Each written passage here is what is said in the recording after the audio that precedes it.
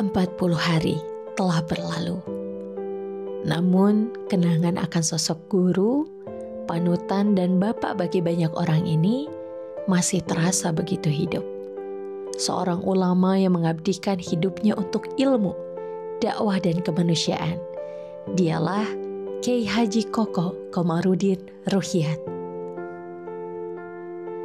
Terlahir di sebuah desa sederhana yang bernama Cipasung. Perjalanan hidup Bapak tak lepas dari perjuangan. Sejak kecil, kecintaannya terhadap ilmu agama sudah terlihat. Bapak tak hanya belajar dari kitab, tapi juga dari pengalaman hidup dan setiap jengkal alam yang Bapak pijak. Bagi para santri dan muridnya, Kyai Haji Koko bukan sekedar guru.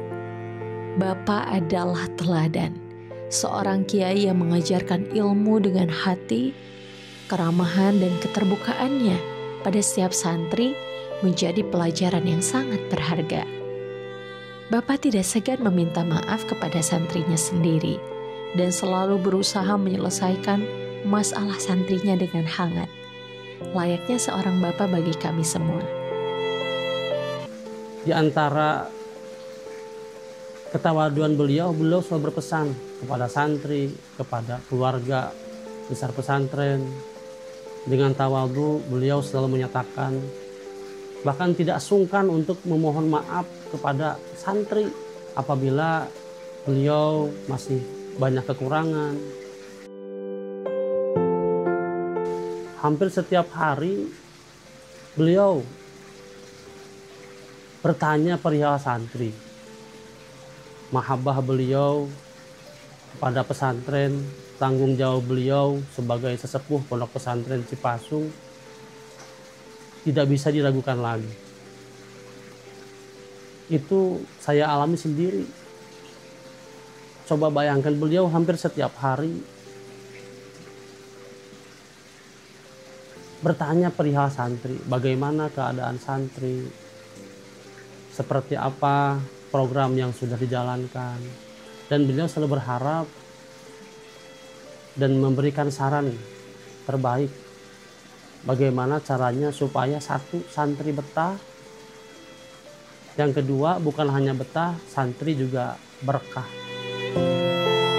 Pak Kyai Agung wafat, beliau orang yang pertama kali menanyakan terhadap saya dengan ciri khas, "Oi, ulah kamana-mana, nya oge anu dipikat tutur ku urang, anu diabdi ku urang, geus eueuh, tuluikeun we di dieu.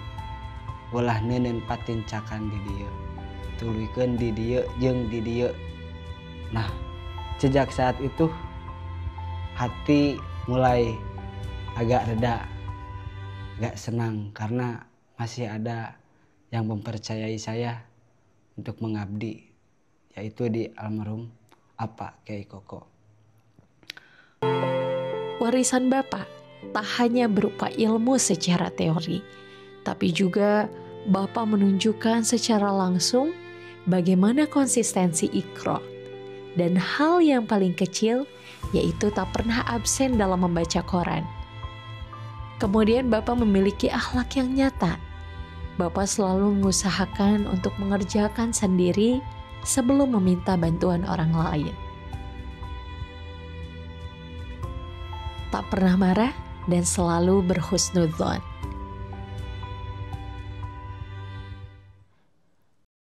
Kyai Haji Koko Komarudin, alhamdulillah beliau adalah orang yang baik, orang yang santun, orang yang beretika, orang yang beradab.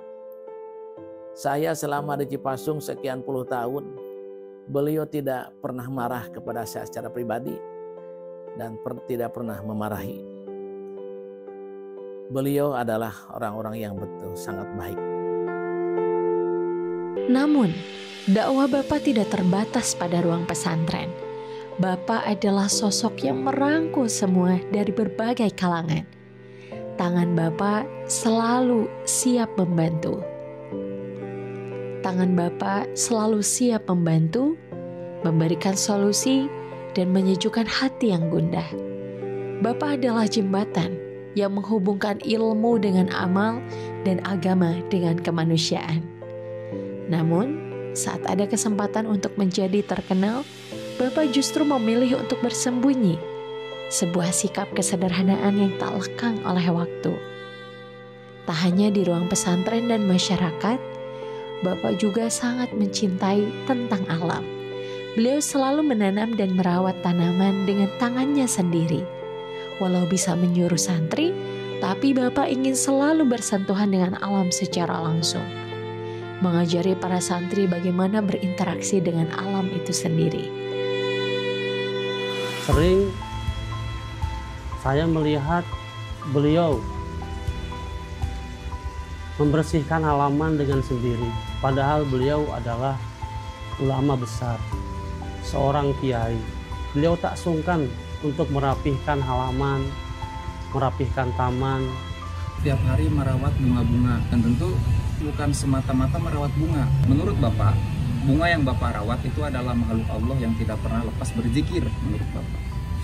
Itu yang menjadi sebab kenapa merawat bunga-bunga di depan rumahnya, diniatkan ibadah. Tentu ini Juga kesukaan beliau yang saya tahu, ketika tanaman mulai rapuh, mulai layu, dan bentar lagi tanaman tidak akan bertumbuh, beliau selalu ngajak ke saya, "Mat, siap-siap euy, beres Jumat urang ka Tasik, meuli kemang ka Pancasila."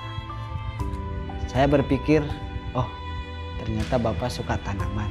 Beliau pernah berkata, kudu ngurus taman atau kemang supaya orang engke di akhirat bisa ngabantuan orang pikeun jalan ke surga. Soalnya orang geus mere ayeuna perawatan ka tanaman, dasarua tanaman oge makhluk Gusti keneh. 40 hari telah usai. Namun, kepergian Bapak bukanlah akhir. Sosok Bapak akan terus hidup di setiap hati yang Bapak sentuh, di setiap ilmu yang beliau ajarkan, dan di setiap amal kebaikan yang beliau tebarkan. Yang paling saya sakitkan dari kepergian beliau itu ketika saya kalau mau izin pulang ke rumah saya, yaitu di Garut, saya selalu bilang dan ngajak, "Pak, iraha ka bumi abdi ka Garut, ngojay di Darajat."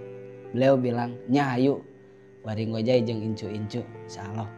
Begitupun terus ketika saya mau pulang, selalu bilang, "Pak, hayu iraha ka bumi ka Garut."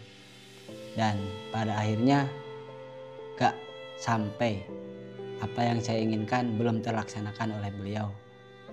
Saya nyesek, saya sakit, mau gimana lagi, dibilang gak adil, tapi inilah takdir. Saya hanya bisa mendoakan, mudah-mudahan kepergiannya apa, pulangnya apa, memberikan motivasi buat saya dan juga santri-santri yang lain untuk lebih bisa meneladani apa yang telah beliau ajarkan kepada kita semua. Satu kata untuk apa, mudah-mudahan kenang-kenangan apa terus dikenang. Selamat jalan Kiaiku, doa kami menyertai. Terima kasih atas inspirasi yang tak pernah pudar.